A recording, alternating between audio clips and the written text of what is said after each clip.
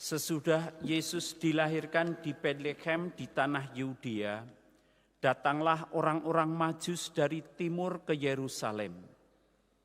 Mereka bertanya-tanya, di manakah dia, raja orang Yahudi yang baru dilahirkan itu? Kami telah melihat bintangnya di timur dan kami datang untuk menyembah dia. Adik-adik, orang-orang muda, Bapak Ibu, saudara-saudari sekalian, pesta penampakan Tuhan ini membukakan mata hati orang-orang di sekitar peristiwa kelahiran Yesus dan kita semua akan kemuliaan Allah yang dinyatakan, dibukakan kepada kita semua. Peristiwa ini menjadi penting bagi hidup kita karena dengan melihat, dengan mengenali kemuliaan Allah itu, kita lalu diundang seperti para Majus tadi untuk yang sangat penting dalam hidup kita, juga di dalam doa kita adalah sujud menyembah Tuhan. Bapak, Ibu, saudara-saudari sekalian, adik-adik, orang muda, sebelum ketiga orang Majus itu bisa menghadap sujud menyembah Tuhan, mereka mempunyai perjuangan, dan perjuangan itu akan berbeda dengan reaksi orang-orang yang mereka jumpai. Orang-orang ini melihat tanda-tanda dan terbuka pada tanda-tanda itu, melihat bintang di timur dan mencari informasi. Dan tidak hanya mencari informasi, tetapi mereka lalu mengadakan perjalanan untuk menyembah. Ini perziarahan yang keluar dari gerakan iman, meskipun mereka bukan orang Israel. Sementara untuk orang Israel sendiri, ada ahli Taurat, ada ahli-ahli yang lain, mereka juga mencari informasi yang akan diberikan kepada Raja Herodes, tetapi mereka tidak pergi, tidak menyembah. Banyak orang mempunyai informasi tentang Tuhan, tetapi tidak tergerak hatinya untuk menyembah. Di antara kita umat Katolik pun banyak yang mengetahui tentang gereja, tentang Tuhan, tetapi tidak menyembahnya. Ya sudah di rumah saja, ngapain ke gereja? Ada yang seperti itu. Jadi pengalaman untuk melihat kemuliaan Tuhan itu tentu disertai dengan dorongan untuk mencari dan bergerak dari dalam dirinya sendiri.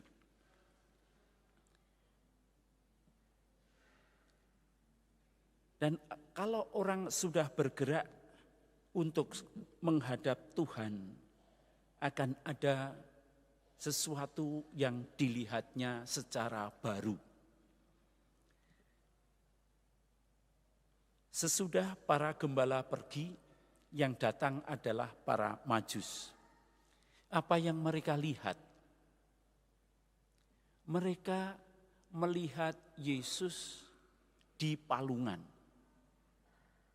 Palungan itu tempat rumput atau makanan ternak.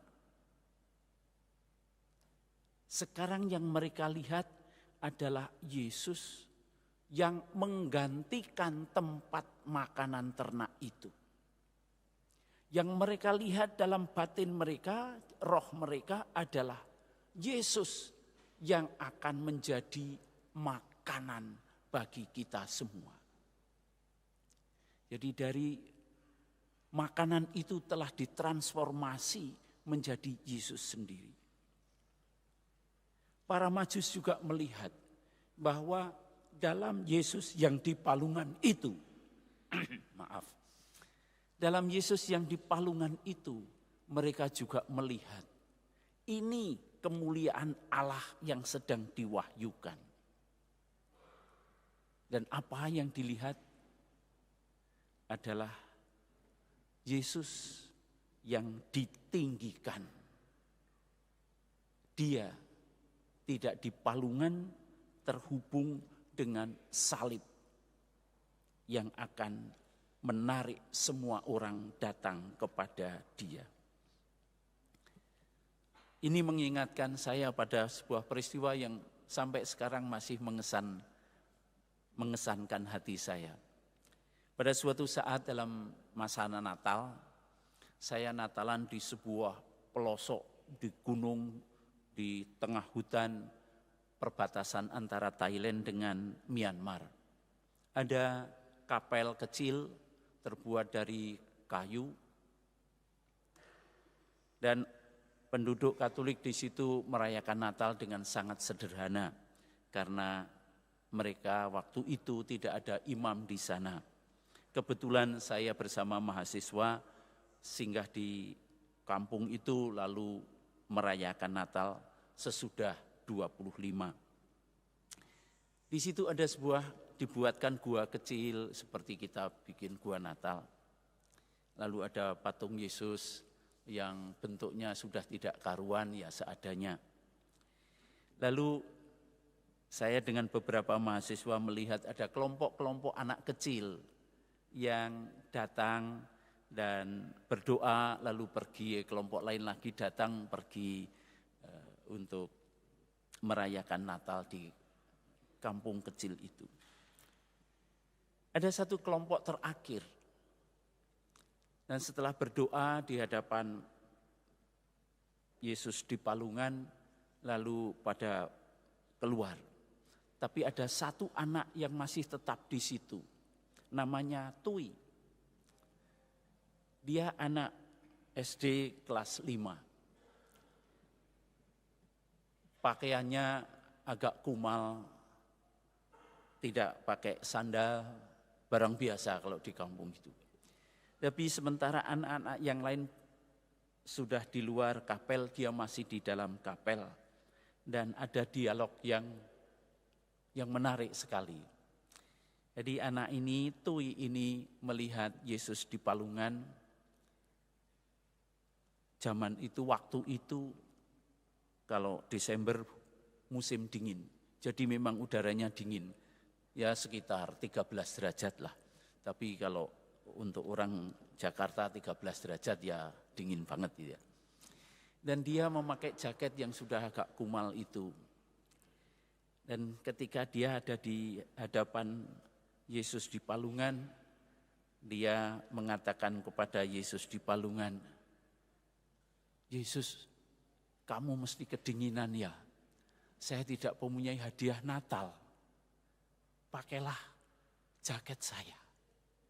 Lalu dia melepas jaket itu, diberikan pada Yesus. Dan apa yang dialami oleh anak ini, oleh Tui, dia mengatakan, Yesus jawab apa? Yesus mengatakan, kamu akan mendapatkan ganjaran lain. Dia sudah ditunggu oleh teman-temannya di luar, maka sesudah itu dia lari keluar untuk bersama-sama dengan temannya merayakan Natal sambil jalan-jalan ke kampung-kampung. Adik-adik, Bapak Ibu sekalian,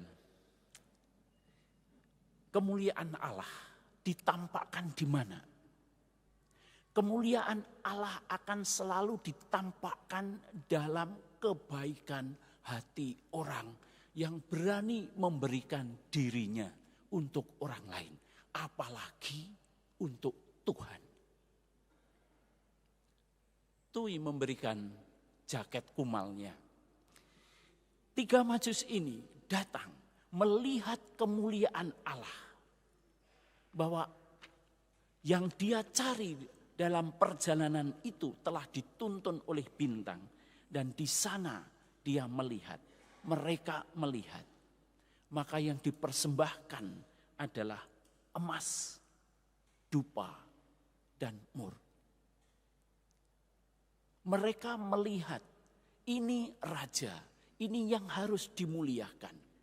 Tetapi mereka juga terhubung dengan bahwa ini adalah ruang doa. Maka mereka memberikan kemenyan atau dupa, wewangian liturgi.